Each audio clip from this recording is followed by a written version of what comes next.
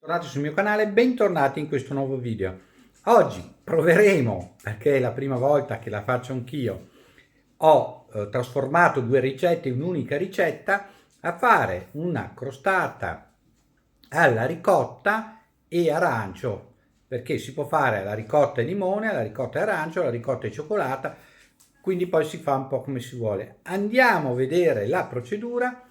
Succederà un disastro quasi sicuramente, perché io non sono bravo nel fare le cose estetiche nei dolci, però mi attirava fare questa cosa perché mi piacciono molto le crostatine alla ricotta e quindi volevo farmi una crostata alla ricotta. Andiamo a vedere la procedura, come l'ho semplificata io, e quindi semplice da fare, però comunque bisogna fare due procedimenti, un procedimento per l'impasto e un procedimento per il ripieno. Dopodiché uniamo il ripieno e l'impasto e mettiamo in forno a cuocere. Andiamo a vedere insieme questa ricetta e vediamo se sarò in grado, se riuscirà a portarla a termine. Abbiamo due uova, mezza bustina di lievito vanigliato per dolci, 160 g di burro, 120 g di zucchero, due aranci o due limoni, a seconda se volete farlo all'arancio o al limone, uno per l'impasto e uno per il ripieno, e 350 g di farina. Procediamo all'impasto.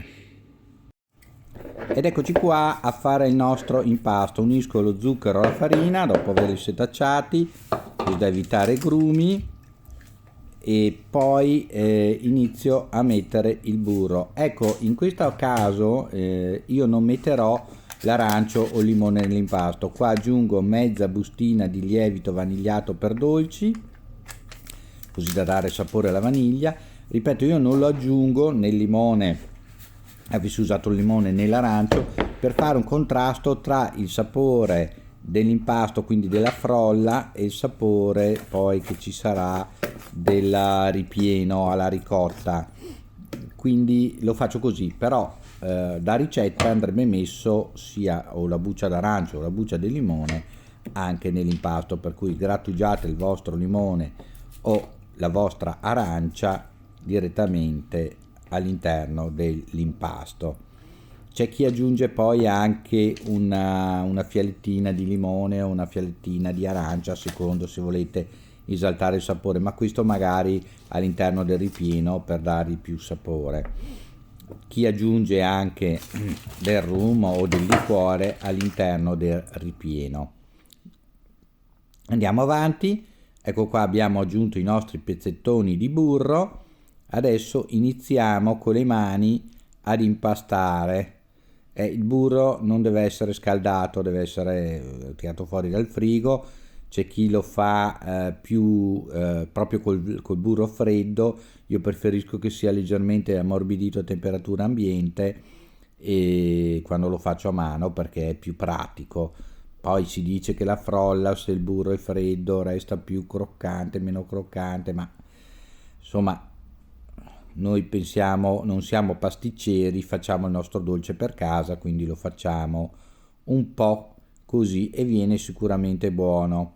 Dopo vedremo il risultato estetico, però sulla bontà non ho dubbi, perché comunque la frolla l'ho già fatta per i biscotti e viene veramente buona. A questo punto aggiungo le due uova intere, non faccio i tuorli, poi monto il bianco, eccetera. Proprio come vi ho detto, ho semplificato la ricetta, e come vi sto dicendo, la frolla viene, guardate, viene veramente buona, non c'è bisogno di fare tutte quelle cose da MasterChef che sicuramente forse la rendono un pochino più soffice, non lo so, un pochino più raffinata, ma così viene una frolla veramente buona. E continuo a impastare dopo aver aggiunto le due uova. Ci vuole un po' di pazienza se fate a mano come sto facendo io, perché ci vuole un pochino di tempo nell'impasto. Diversamente invece se mettete nella planetaria, ci pensa tutto la planetaria, con la foglia, ovviamente mettete la foglia, non l'attrezzo per l'impasto della pasta, ma la foglia, quella per i dolci. Ed ecco che piano piano la nostra pasta frolla inizia a prendere consistenza. Dovete mescolare finché diventa uniforme e compatta.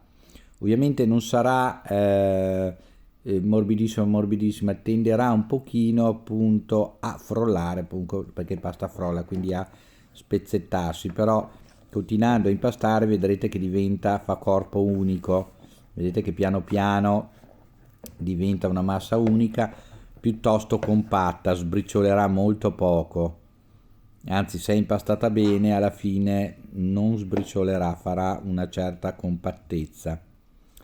Eccola qua, vediamo che ormai siamo agli ultimi giri di impasto. A questo punto la mettiamo in un foglio di carta trasparente da cucina e la inseriamo in frigo per almeno un'ora.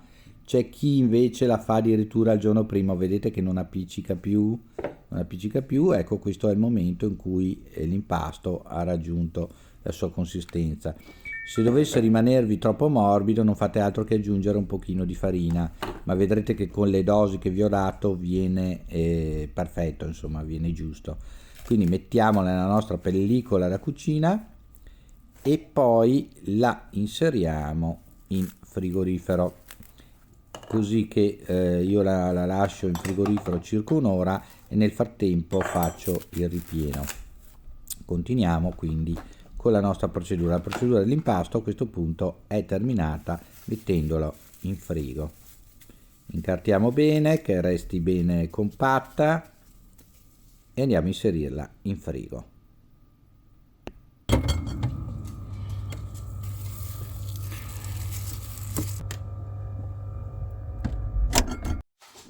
Ed eccoci al ripieno: 500 g di ricotta, 2 uova, un arancio o un limone, 120 g di zucchero, io ne metto 120, c'è chi ne mette 100, e un 60 g di farina.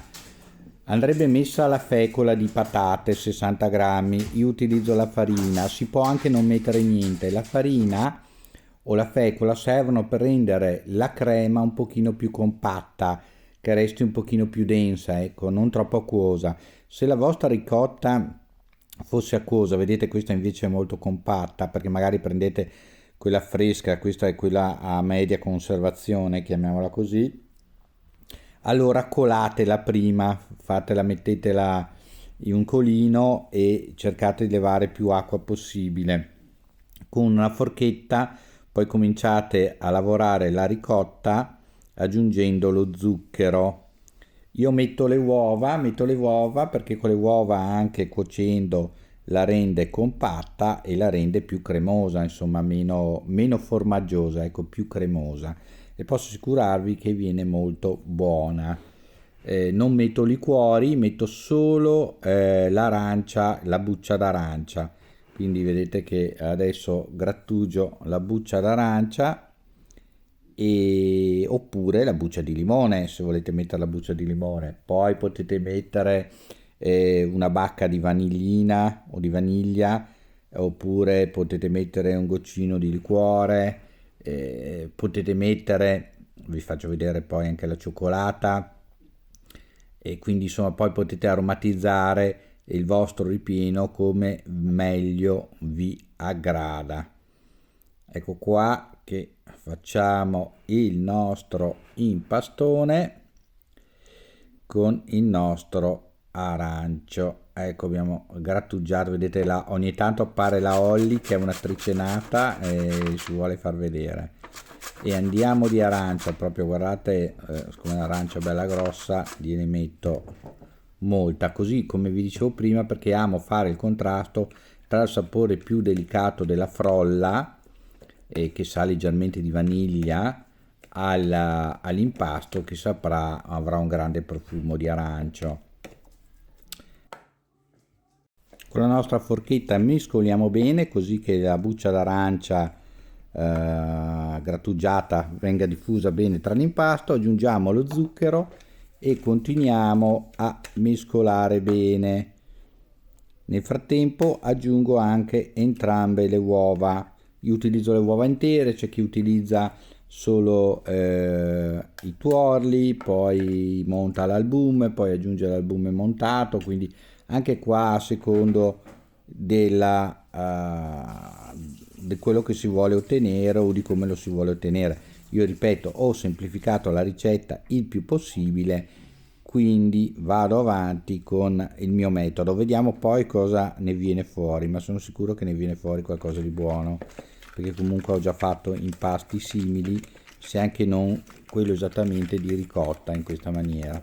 Mescolate molto bene che non si facciano grumi, ecco, cercate di utilizzare la forchetta un po' come quando si sbattono le uova per fare la frittata. Vedete, impastate molto bene, sbattete molto bene, guardate che piano piano diventa una crema omogenea, vedete?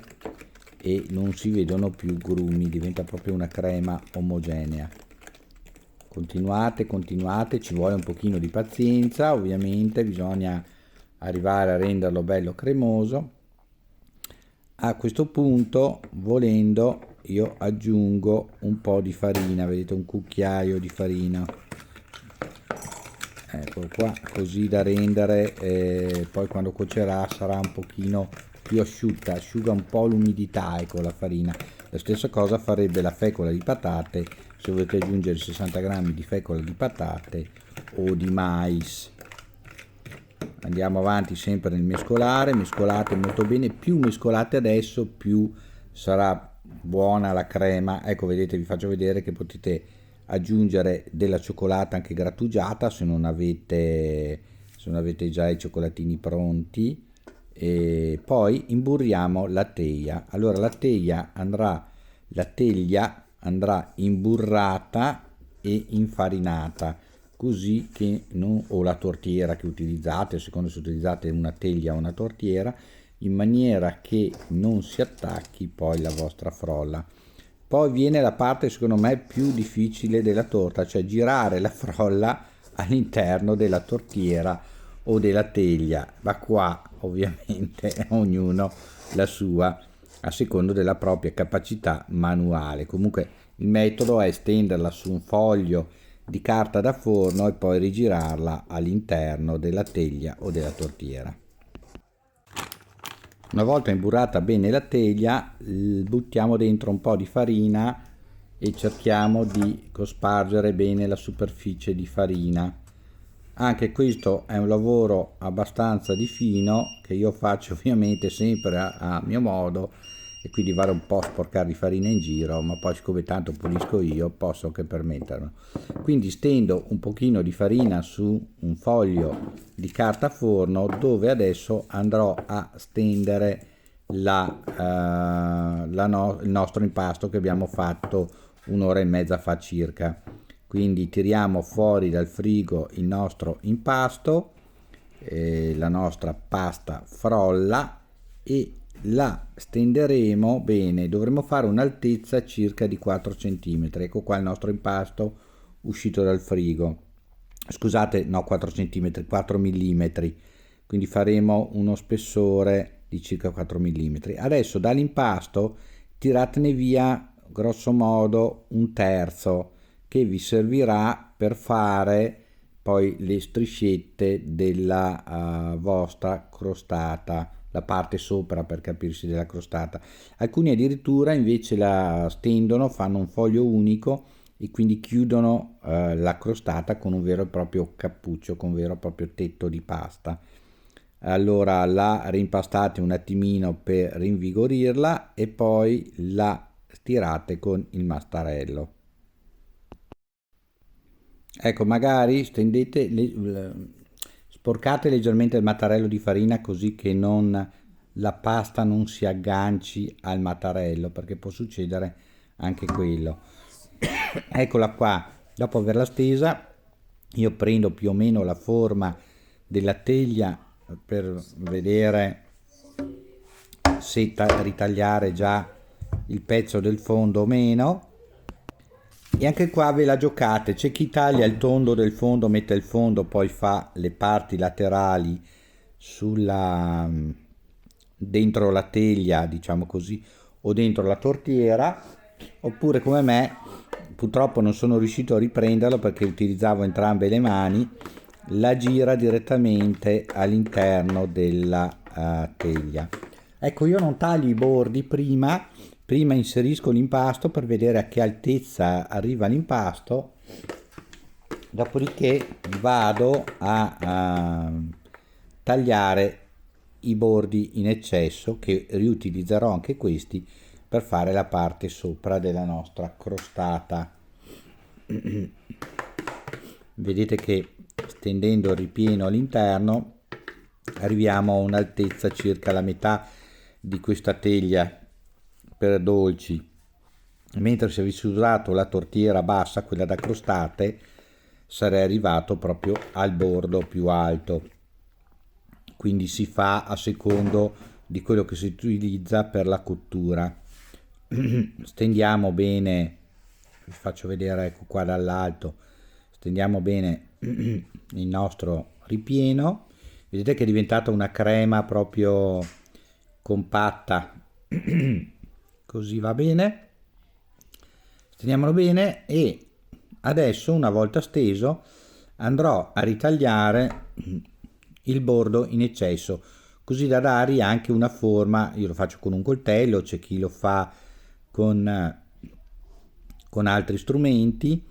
Tagliamo il bordo appena 2-3 mm sopra la crema, sopra il livello massimo del ripieno, e dopo lì faremo le nostre striscette. Oppure, ripeto, c'è chi fa un velo compatto, fa proprio un cappello e chiude interamente la crostata come se fosse un fagottino ripieno, per capirsi. Io invece farò la crostata classica, quella con le striscette sopra, chiamiamola così, e via tagliamo i nostri bordi. Perfetto, vediamo com'è vista dall'alto, rifinita. Vedete che ho tenuto il bordo un paio, 2-3 mm più alto del ripieno, quindi stendiamo la rimanenza della pasta e iniziamo a tagliare, io faccio sempre col coltello, le nostre striscioline per fare la crostata. Ecco, anche qua ovviamente ci sono pasticceri o le donne di casa che sanno farlo molto meglio di me. Io, come vi dicevo, per fare gli abbellimenti di dolci non sono molto bravo, mi piace molto la sostanza, che sia buona la torta, quindi vado un po' a istinto, come viene, e iniziamo a mettere giù le nostre striscioline del tetto della torta. Allora, ovviamente mettete prima quelle in un verso, poi mettete sopra quelle nell'altro. Dovreste teoricamente creare dei rombi. Io vado un po' a sentimento, come si dice, e come viene, e in effetti viene brutta, però viene, vediamo poi una volta cotta che il risultato non è poi così male. Comunque andiamo avanti. Vedete che se le cose si fanno col cuore vengono perdonate anche queste diciamo così, carenze estetiche. Vediamo che piano piano metto giù le varie striscette e poi faccio inizio a fare quelle sopra. Qua abbiamo finito le prime e quindi procediamo con inserire le strisce, diciamo così, quelle orizzontali, poi quelle verticali. C'è chi fa dei quadrati, chi fa dei rombi. Io parto dal lato superiore, vedete, inizio e scendo in diagonale e quindi faccio queste strisce così. Ecco, fate sempre attenzione che ci sia un leggero velo di farina, perché sennò, soprattutto le striscette, come è successo a me più di una volta, iniziano a rompersi o si attaccano alla carta forno o al piano di lavoro. Quindi soprattutto perché mano a mano che lavorate l'impasto tenderà a scaldarsi e quindi tenderà a diventare un pochino più appiccicoso di quando è invece appena estratto dal frigorifero. Una volta terminato di mettere le nostre striscette, che adesso andiamo a vedere, orrore, guardate qua che orrore che sono riuscito a fare, però insomma il senso spero che lo abbiate capito. Andiamo a infornare la nostra torta. La nostra torta andrà infornata a 180 gradi per 35 minuti con forno statico e per 30 minuti con forno ventilato. Io però col mio forno, per esempio, faccio 35 minuti con forno ventilato. Ed eccola qua, ecco la nostra torta appena sfornata, vedete che è rimasta compatta e devo dire che tutto sommato non è venuta così brutta, non è la più bella crostata del mondo, ma ecco qua abbiamo già tirato via il bordo. A me piace molto questa teglia perché così si smonta e si fa meglio. Vedete, la si lascia raffreddare prima di levarla anche dal fondo, perché altrimenti potrebbe appiccicarsi. Allora facciamo il lavoro con i famosi due piatti. Giriamo la nostra crostata, eccola qua. Vedete che il fatto di aver imburrato e infarinato ha funzionato molto bene. Attenzione che anche qua poi ci sono due metodi: c'è chi cuoce prima il fondo della crostata da solo mettendo dentro i fagioli per tenerla in forma e poi mette il ripieno e cuoce anche la parte superiore.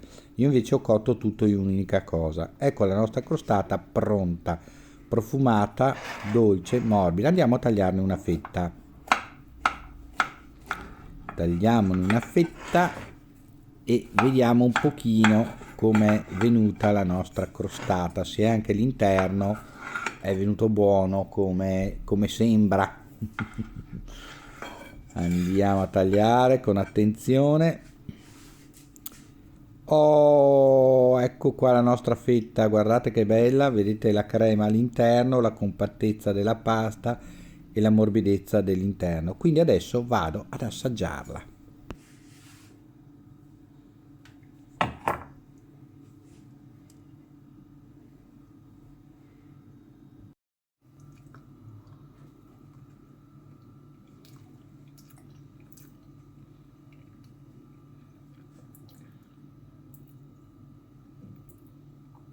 Mi è venuta proprio bene, molto buona, saporita, si sente il profumo, l'aroma dell'arancio e è croccante all'esterno e morbida all'interno. Quindi questa ricetta rapida e veloce per la crostata di ricotta è fatta, è andata bene, alla grande. Iscrivetevi al canale, mettete un bel like, condividete il video, aiutatemi a crescere, aiutatemi nelle classifiche di YouTube. Mi raccomando, ricette semplici e veloci per chi segue la cucina, non certo gourmet, le trovate su altri canali. Queste sono cose che si fanno a casa tutti i giorni. A tutti un caro saluto, ciao da Ermanno. Ciao! Molto bravo!